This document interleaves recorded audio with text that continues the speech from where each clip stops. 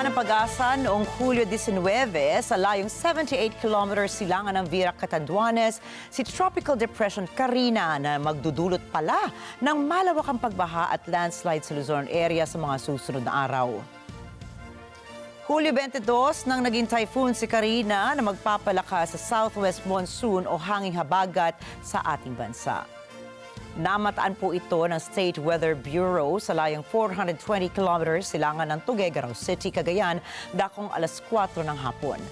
May lakas ito na 120 kilometers per hour at bugsong 150 kilometers per hour. Hulyo 24 nang nagsimula ang malakas at walang tigil na pagbuhos ng ulan sa Luzon area. Dahilan para isilalim ang buong Metro Manila sa state of calamity. Kasama ring nagdeklara ng state of calamity ang lokal na pamahalaan ng Batangas, Cavite, Bulacan, Bataan at Oriental Mindoro dahil din sa paghagupit ng Bagyong Karina at habagat. Kahit nakalabas na ang Bagyong Karina sa Philippine Area of Responsibility, ay nadagdagan ang mga lugar na isinailalim sa state of calamity sa Mindanao. Kasama rito ang mga bayan ng Cabacan at Pikit sa Cotabato, kasama ang mga barangay Nuing, Balangunan, Quiapo, Butuan, Molmol at San Isidro sa Jose Abad Santos, Davao Occidental. Ang pagdeklara ng state of calamity ng gobyerno ay isang paraan upang makakuha ng pondo ang pamahalaan upang magamit sa agarang pag-deliver ng mga mahahalagang serbisyo. Katulad po nito ay ang healthcare, rescue at paghahatid ng basic na pagkain sa mga nasalanta ng kalamidad. Magugunita sa mismong araw ding ito, umakyat sa third alarm o lagpas 20 meters ang level ng tubig sa Marikina River. Agad na sapilitang inilikas ang mga residente sa Marikina bilang tugon sa posibleng pag-apaw ng naturang ilog. Hulyo 24 rin ng ilang beses na narinig ang tunog na ito.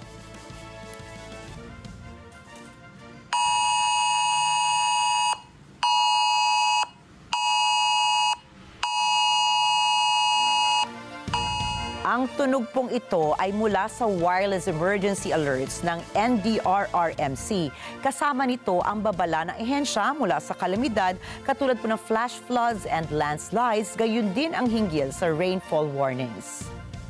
Ang rainfall warning ay isang color-coded advisory para malaman ang lakas ng pagbuhos ng ulan sa isang lugar. Ilan sa mga kulay dito ay ang yellow, orange, and red rainfall warnings.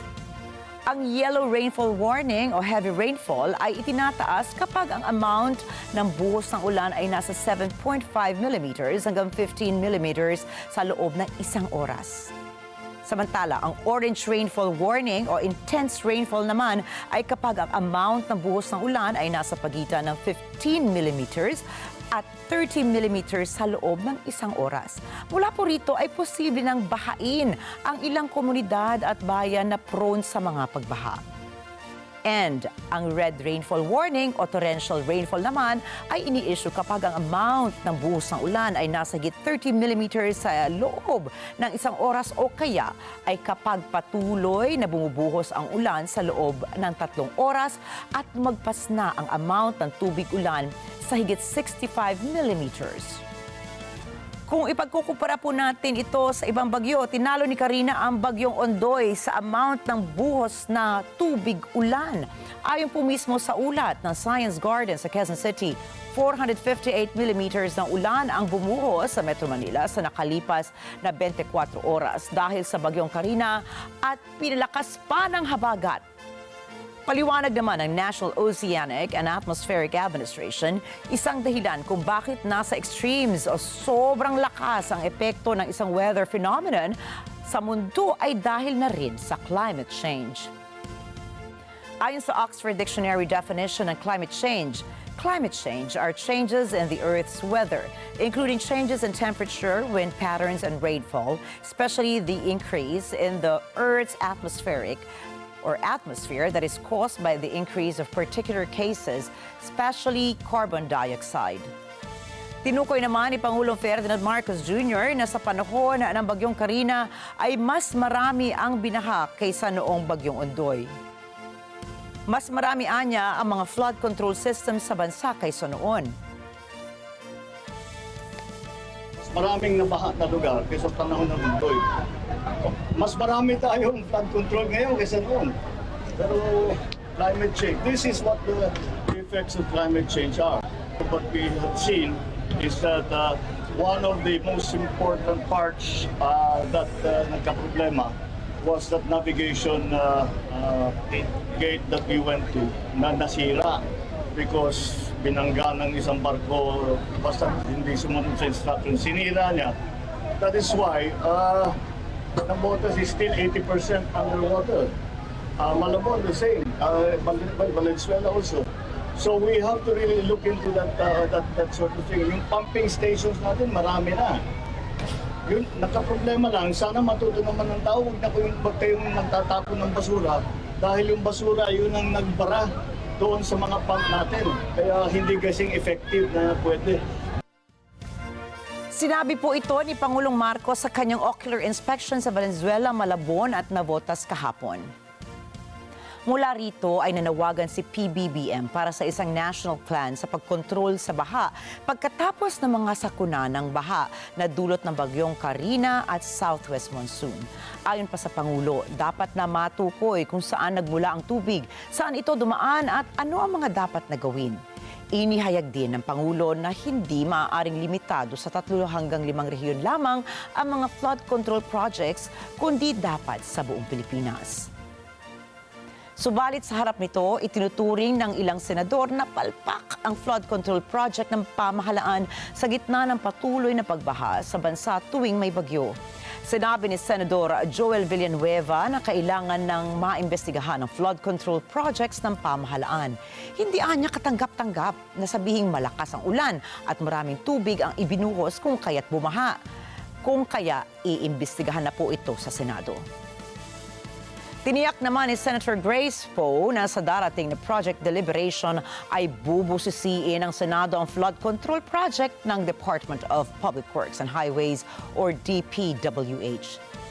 Sa bahagi naman ng puspusang paghahanda ng ating gobyerno ay humigit kumulang 11.12 billion pesos ang nananatili sa Calamity Fund sa kabuuang alokasyon na 22.736 billion pesos para sa taong ito.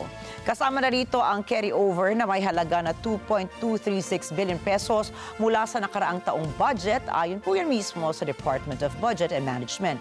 Ayon kay Budget Secretary Amena Pangandaban, ang budget carryover ay maaaring gamitin para sa iba't ibang disaster relief operations hanggang sa pagtatapos ng taong 2024.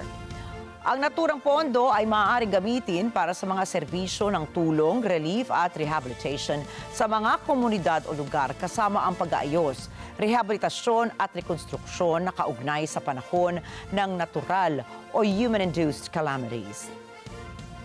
Samantala, kung titignan natin, ang Taiwan, nakahanda rin ito sa pagsalanta ng Karina o Typhoon Gaimi. Bilang tugon dito ay kinansela nito ang war games nito sa paghahanda sa Typhoon Gaimi. Nagdeklara naman din na maagang suspensyon sa operasyon ng mga negosyo sa Taipei kasama ang mga paliparan at iba pa. Kahapon po naglandfall ang Typhoon Gaimi sa Taiwan kung saan pumatay ito ng 5 katao at nakasakit ng nasa 531 individuals. Ayon po yan sa datos mismo ng Central Emergency Operations Center ng Taipei. At kasalukuyan ay nananalasa ngayon ang Gaimi sa China. Subalit, ano ba ang dapat nating gawin kapag may bagyo o tropical cyclone sa ating bansa? Narito po ang sumusunod na dapat nating gawin. Dapat maging handa at alerto tayo bago pa man dumating ang bagyo sa ating kinaroroonan. Suriin ang bahay kung may sira ang kisame o pinto o bintana at ipakumpuni agad ito. Itali ang mga bubong at iba pang pwedeng liparin ng hangin. Putulin ang mga sanga ng puno na posibleng bumagsak. Tsakin din na kumpleto ang emergency go bag. Palaging i-full charge ang mga gadgets at power bank. Maging updated din sa typhoon warnings at lumikas agad sa evacuation centers kapag may babala na mula sa Pag-asa, sa LGU o kahit sa inyong barangay. Kung madalas na magbaha sa lugar ay itaas ang mga gamit at maaaring maabutan ito ng tubig baha.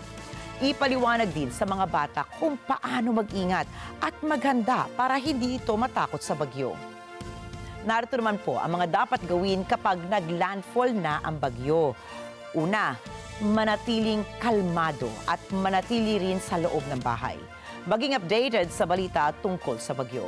Ihanda ang emergency go bag. Ipaliwanag sa pamilya kung ano ang gagawin kung lumala pa ang sitwasyon.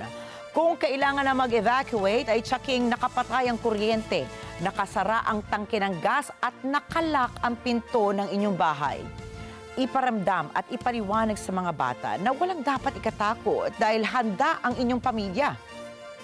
Samantala, narito po naman ang mga dapat gawin kapag humina na ang bagyo.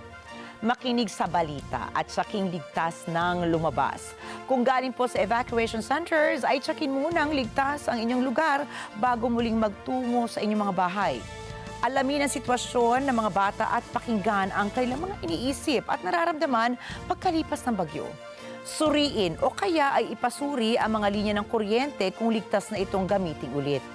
At kahit tayo man ay hindi lubusang naapektuhan ng bagyo o anong kalamidad, ay mas mainam pa rin po na maging handa sa isa mula rito. Ito ay para maprotektahan ang ating sarili at mga mahal sa buhay mula sa mapaminsalang epekto ng bagyo or tropical cyclones sa ating bansa. Ika nga ni Czech model and philanthropist Petra Nemstova, we cannot stop natural disasters, but we can arm ourselves with knowledge so many lives wouldn't have to be lost if there was enough disaster preparedness. Subalit higit pa sa pagiging handa ay dapat tayong maging mapagmalasakit po sa ating kapaligiran. Halimbawa po nito ay ang pagkakaroon ng disiplina sa tamang pagtapon ng basura. Alam niyo po ba, ayon sa datos ng World Bank, taon-taon nag-generate pala na higit 2.01 bilyong tonelada ng municipal solid waste ang mundo. Dagdag ng ehensya, ang isang tao ay may average na waste generation na 0.74 kilograms kada araw mula sa range na 0.11 hanggang 4.54 kilograms kada araw. Ayon naman sa World Bank, inaasahang lalago sa 3.40 bilyong tonelada ang global waste sa taong 2050. Kung gayon, ay dapat nating maisaayos na mag-segregate ng ating solid waste. Dahil kung hindi, ay ang nasabing 3.40 bilyong tonelada na solid waste na ito ay posibleng maipon pa sa mga katubigan na maaari namang maging sanhi ng pag-angat ng level ng tubig at magdulot ng malawakang pagbaha. Kaya maging aral nawa ito sa ating lahat. Maging responsable tayo sa ating mga solid waste o basura para maiwasan ang mapaminsalang epekto ng kalamidad. Ika nga, prevention is always better than cure.